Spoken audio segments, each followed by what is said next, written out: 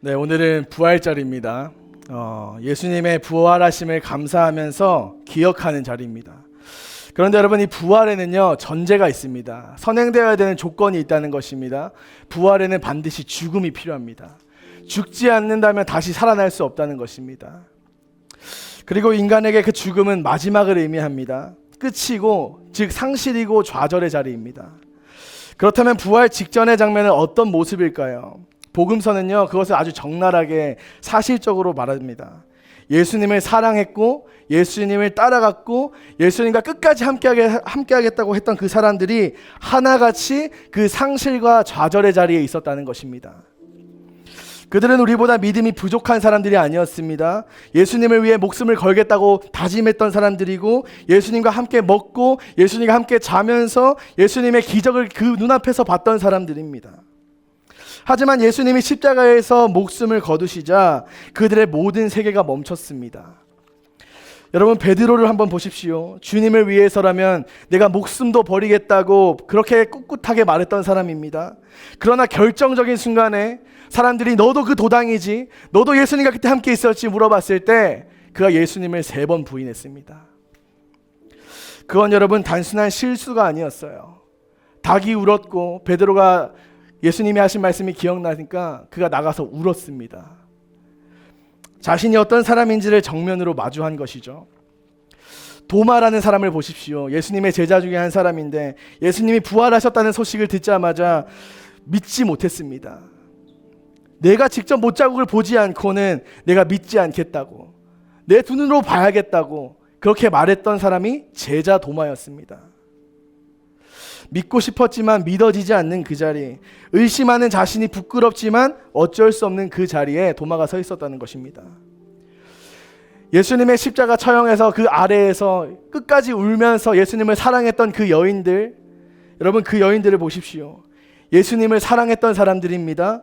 그러나 그들이 새벽에 무덤으로 향한 이유는 살아있는 예수님을 바라보는 것이 아니라 향품을 들고 시체의 처리를 하기 위해서 갔다는 것입니다. 이것이 무엇을 의미합니까? 그들이 부활을 기대하지 않았다는 것입니다. 그들은 그저 이 마지막에 내가 할 수 있는 것이 무엇인가, 시체를 향한 발걸음이었다는 것입니다. 엠마오로 가던 두 제자가 있었습니다. 예수님이 부활하셨다는 소식을 이미 전에 들었습니다.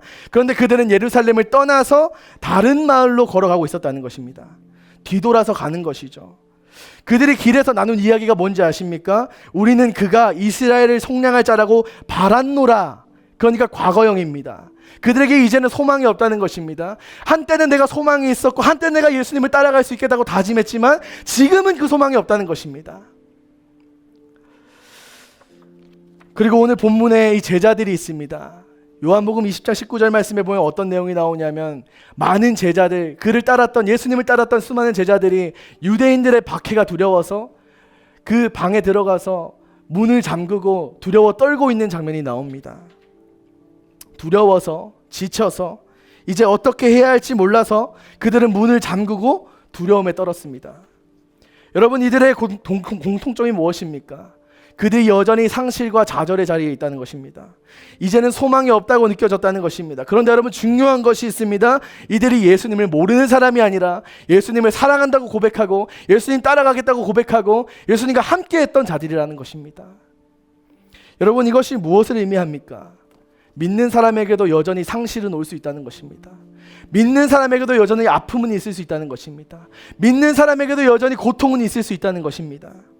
여러분, 우리에게도 좌절의 순간, 그 상실의 순간은 분명히 있습니다. 믿는 사람에게도 주저앉아서 모든 것을 포기하고 싶은 순간이 분명히 있다는 것입니다. 그리고 여러분, 때로는 그 자리가 트라우마처럼 남아서 내가 이대로 괜찮은 걸까? 내 상태가 정말 이대로 괜찮은 걸까? 되뇌이면서 무기력하게 그렇게 살아가는 순간들이 있을 수 있다는 것입니다. 그런데 여러분, 예수님이 이들을 어떻게 대하시는지가 성경에 나옵니다. 여러분, 예수님은 베드로를 책망하지 않으셨습니다. 너 왜 그랬어? 너 왜 나 모른다 했어? 라고 물어보는 것이 아니라 부활하신 예수님이 베드로에게 찾아가서 물어보십니다. 네가 나를 사랑하니? 3번 물어보셨습니다. 베드로가 정확하게 3번 주님을 부인했던 것처럼 예수님께서 베드로에게 네가 나를 사랑하니? 3번 물어보시면서 그의 트라우마를 만지셨다는 것입니다.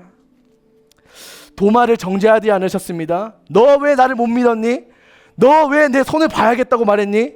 말하지 않으셨다는 것입니다. 우리 주님이 도마에게 나타나서 뭐라 하셨습니까? 내 손을 내밀어서 내 옆구리에 한번 넣어봐. 내 손에 손자국 보이지? 이거 한번 넣어봐. 의심하는 그 자리에 예수님이 찾아가셔서 확인을 시켜주셨다는 것입니다. 향품을 들고 가던 여인들에게 여러분 그들 책망하지 않으셨습니다. 왜 시체를 바라보면서 가냐? 내가 부활한다고 너네한테 말하지 않았니? 뭐라 하지 않으셨습니다. 그들에게 봐, 빈 무덤이야. 나는 이제 여기 없어. 나는 살아있는 자의 하나님이야 라고 말씀하셨다는 것입니다. 뒤돌아서서 걸어가던 엠마오의 두 제자들에게는 예수님이 직접 그 길 위로 찾아오셔서 함께 걸어가셨다는 것입니다. 그들이 예수님인지 알지 못하는 상태에서 우리 주님이 먼저 그 자리에 가셨다는 것입니다. 그리고 그 말씀을 풀어주셨습니다. 그리고 그들은 이렇게 고백합니다. 길에서 우리에게 말씀하시고 우리에게 성경을 풀어주실 때에 우리 속에서 마음이 뜨겁지 아니하더냐. 떠나가던 사람들의 마음이 뜨거워졌다는 것입니다. 그리고 문을 닫고 숨어있던 제자들에게는 닫힌 문을 통과해서 들어오셨습니다. 그리고 말씀하십니다. 두려워하지 마. 너에게 내가 평안을 줄게. 여러분, 예수님이 하신 것이 무엇입니까? 책망이 아닙니다. 정죄가 아닙니다. 너 왜 그랬어? 너 그때 왜 그랬어? 너 왜 아직도 주저앉아 있어? 우리 주님이 그렇게 말씀하지 않으십니다. 우리 주님이 원하시는 건 무엇입니까? 내가 너에게 평강을 주노라. 내가 너에게 평안한 마음을 주노라. 괜찮아. 그렇다면 여러분, 이 부활이 우리와 무슨 상관입니까? 여러분, 부활은 다시 살아나는 것입니다. 그런데 살아나려면 아까 말했듯이 우리는 먼저 죽어야 합니다. 죽음이 전제되는 것이 바로 부활입니다. 예수님이 그들의 상실과 좌절을 외면하지 않으셨습니다. 뒤돌아서 걷는 사람에게 그 길 위로 찾아오시고 닫힌 문 안에 있는 사람에게 그 문을 통과해서 들어오십니다. 그 트라우마 같은 순간들을 사용하셔서 그들을 강하게 만드셨다는 것입니다. 예수님은 그들의 상실과 좌절을 외면하지 않으셨습니다.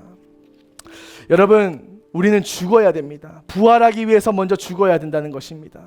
내 의지가 죽고 내 기질이 죽고 내 욕심이 죽을 때 베드로가 자신의 확신, 나는 주님을 절대 배신하지 않습니다. 그 확신이 무너질 때 예수님을, 정말 참된 예수님을 만났던 것처럼, 도마가 자신의 이성으로 믿어지지 않는 그 한계를 마주했을 때 예수님을 만났던 것처럼, 두 제자가 소망을 잃어버리고 뒤돌아서 걸어갔을 때, 제자들이 문을 걸어 잠궜을 때 그 절망과 좌절의 자리에서 예수님이 마주했던 것처럼, 여러분, 바로 그 좌절과 상실의 순간에 주님이 우리를 일으켜 세우실 것입니다. 여러분, 그것이 바로 부활의 능력입니다.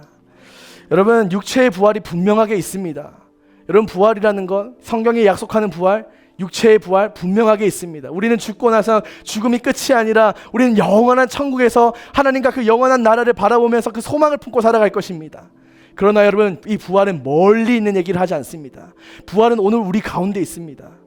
내가 좌절하는 그 자리, 내가 끝이라고 생각하는 그 자리, 내가 이제는 안 된다고 포기하는 그 자리, 여러분, 그 자리에 부활의 능력은 있습니다. 예수님이 함께 하실 때, 예수님이 우리의 삶 가운데 들어오실 때, 그분이 우리의 손을 잡아주실 때, 그분을 만날 때, 여러분, 우리의 부활의 능력은 우리의 삶 가운데 체험될 줄 믿습니다.